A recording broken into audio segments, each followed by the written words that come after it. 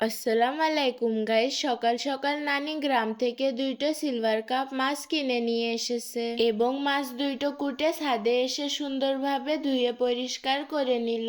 এইদিকে আমিও সব বোতলে খাওয়ার পানি ভরে নিলাম। আপনারা যারা আমাদের মিনি ব্লগ নিয়মিত প্রতিদিন দেখেন তারা তো সবাই জানেন কিছুদিন আগে আমার আব্বু হসপিটালে অ্যাডমিট ছিল শরীর খারাপ হওয়ার কারণে। তাই আমরা একটা মানসা রেখেছিলাম যে আব্বু সুস্থ হওয়ার পরে আমাদের গ্রামের সব ছেলে পিলেদের আল্লাহ আল্লাহ দেব।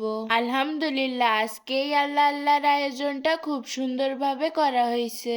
আর আমার আব্বু এখনো পুরোপুরি সুস্থ হয়নি, তাই আপনাদের কাছে একটা আবদার থাকলো, আপনারা সবাই আমার আব্বুর জন্য একটু দোয়া করবেন। আল্লাহ আল্লাহর আয়োজনটা শেষ করে নানিও বিকেলে চলে আসলো বেগুন খেতে। আর আজকে কিন্তু আমার নানি বেগুন তুলতে আসেনি। এই যে দেখতে তো পারছেন নানি এক এক করে বেশ কয়টা বুলেট ঝাল তুলে নিয়েছে, পাশাপাশি একটা পাকা টমেটোও ছিল। আবার দেখা হবে নতুন একটা মিনি ব্লগে। আল্লাহ হাফেজ।